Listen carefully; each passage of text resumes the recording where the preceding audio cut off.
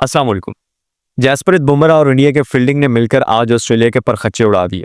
जसप्रीत बुमराह और इंडिया के फील्डिंग ने मिलकर आज 5 विकेटें हासिल की, जो कि जसप्रीत बुमराह के लिए एक बहुत बड़ी कामयाबी है और जसप्रीत बुमराह के लिए ये कोई बड़ी बात अब नहीं रही है, क्योंकि पिछले 2 टेस्ट मैचेस की बात करते हैं बीजी ट्रॉफी की, तो जसप्रीत बुमराह ने उसमें भी किसी में 5 विकेटें हासिल की, किसी में 4 विकेटें हासिल की और जसप्रीत बुमराह एक कामयाब बॉलर्स की फहरिस्त में अब शामिल हो चुके हैं।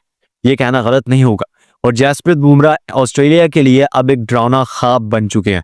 ये मैं बिल्कुल दुरुस्त कह रहा हूँ और वो दिन अब दूर नहीं है जब जसप्रीत बुमराह टेस्ट क्रिकेट के नंबर 1 बॉलर बनकर सामने आएंगे।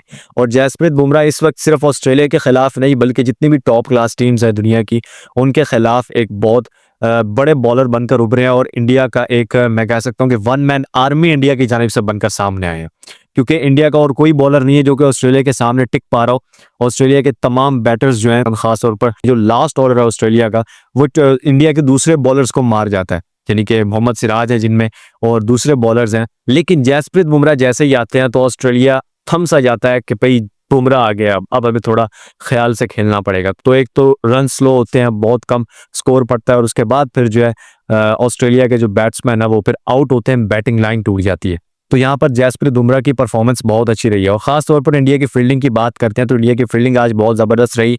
जो 5 कैचेस पकड़े बहुत कमाल के कैचेस थे, खास तौर पर विराट कोहली का जो पहला कैच था वो कमाल का था और फिर जो रोहित शर्मा ने स्लिपर कैच पकड़ा वो भी बहुत कमाल का था। लेकिन यहाँ पर हम इंडिया के फील्डिंग की बात कर रहे हैं और जसप्रीत बुमराह की बॉलिंग की बात कर रहे हैं कि उन्होंने बहुत अच्छी बॉलिंग की, बहुत अच्छी फील्डिंग की, फिर भी 405 स्कोर खाया और 7 आउट किए। लेकिन यहाँ पर जसप्रीत बुमराह सिर्फ 2 बैट्समैन को आउट करने में नाकाम रहे, जिसकी वजह से इंडिया जो है अब WTC फाइनल तक पहुंचने में दुश्वारी का सामना करेगा।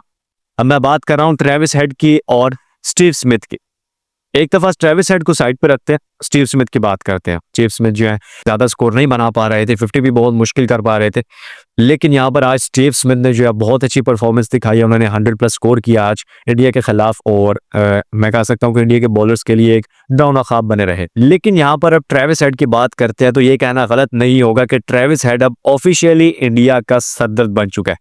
चाहे T20 फॉर्मेट हो, टेस्ट फॉर्मेट हो, ODI फॉर्मेट हो, दुनिया के किसी भी क्रिकेट का फॉर्मेट हो, ऑस्ट्रेलिया से ट्रेविस हेड जो है वो इंडिया के खिलाफ 100 जरूर करते हैं।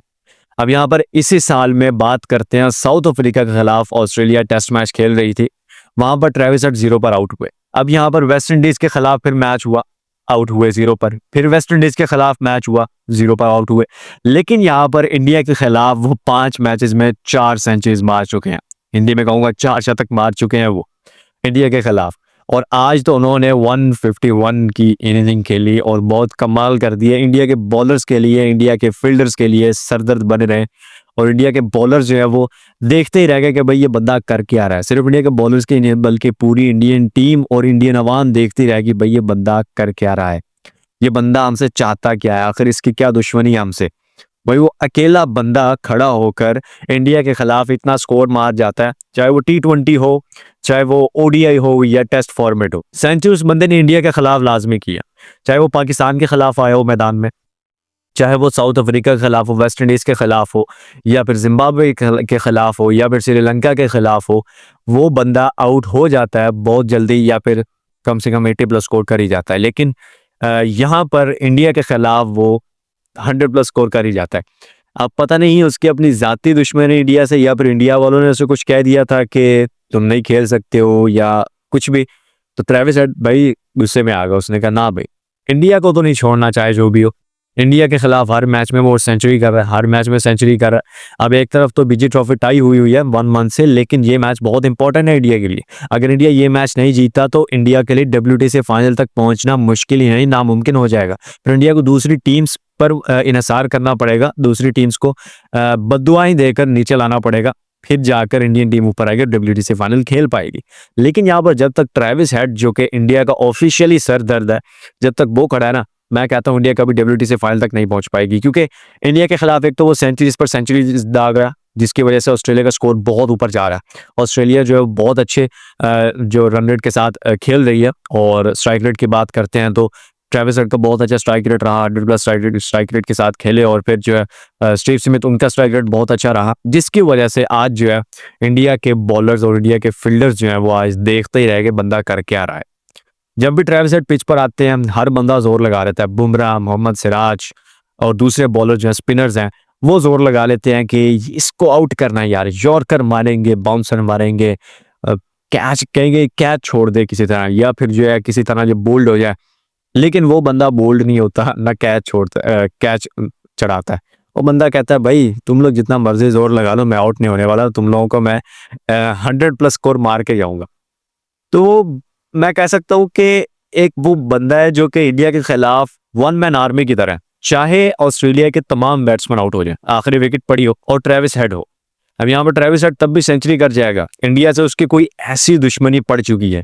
और यहाँ पर मैं दावे से कह सकता हूँ कि ट्रेविस हेड इस तरह कर सकता है, क्योंकि ट्रेविस हेड की जिस तरह परफॉर्मेंस रही है इस साल में, उसने सबसे ज्यादा सेंचुरीज जो है वो इंडिया के खिलाफ मारी है बीजी ट्रॉफी में। उससे पहले मैंने आपको बताया वेस्ट इंडीज के खिलाफ 2 मरतबा, साउथ अफ्रीका के खिलाफ 1 मरतबा वो 0 पर आउट हुआ। अब यहाँ पर आप इस बात से खुद अंदाजा लगा सकते हो कि ट्रेविस हेड कितना सीरियस है इंडिया के खिलाफ मैचेस को लेकर। खैर, उम्मीद करते हैं इंशाल्लाह अच्छे नतीजे आएंगे और इंडिया जो है वो जीत पाएगी ये मैच, लेकिन लगता तो नहीं है क्योंकि इंडिया की जैसी बैटिंग है, लग नहीं रहा कि ये मैच इंडिया के हक पे होगा। अगर यहाँ पर बारिश आ जाती है तो पॉसिबल है कि इंडिया को पॉइंट मिल जाए और फिर जो है आगे जाकर जो है अगला फाइनल हो, या फिर ये भी पॉसिबल हो सकता है कि किसी ना किसी तरह मैच ना हो। लेकिन अगर मैच हो जाता है और इंडिया हार जाता है तो इंडिया WTC फाइनल तक कभी भी नहीं पहुंच पाएगा, और पॉइंट्स टेबल भी यही बता रहा है। और यहाँ पर इंडिया की बैटिंग लाइन की बात करते हैं तो रोहित शर्मा, विराट कोहली, ये जो है बस रब के आसरे पर हैं कि कहीं से मदद आ जाए हम खेल लें, क्योंकि विराट कोहली ने जो है वो सिर्फ 1 सेंचुरी मारी थी पहले मैच में, उसके बाद विराट कोहली भी स्लो डाउन हो गए। और फिर रोहित शर्मा की बात करते हैं, पहले मैच में नहीं थे, दूसरे मैच में आए हैं, दूसरा मैच हार गए।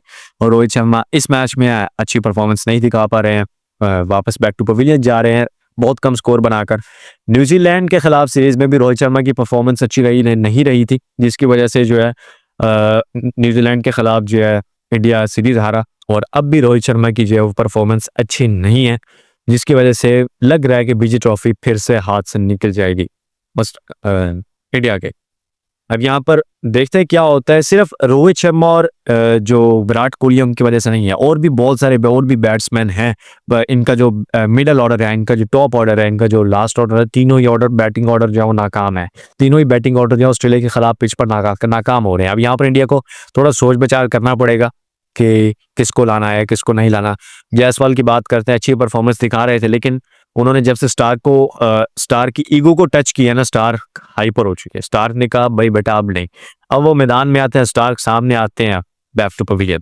और उसके बाद दूसरे जो प्लेयर्स हैं वो भी अच्छी परफॉर्मेंस दिखा रहे हैं, लेकिन इतनी अच्छी परफॉर्मेंस नहीं दिखा पा रहे हैं कि वो ऑस्ट्रेलिया के खिलाफ जो है वो ये सीरीज अपने नाम कर सकें। ऐसी परफॉर्मेंस नहीं दिखा पा रहे हैं। अब यहाँ पर इंडिया को जो बैटिंग लाइन पर फोकस तो करना ही पड़ेगा। बॉलिंग लाइन उनकी ठीक है, बॉलिंग अटैक जबरदस्त है, लेकिन बॉलिंग अटैक में भी सिर्फ बुमराह ही कर रहे हैं काम।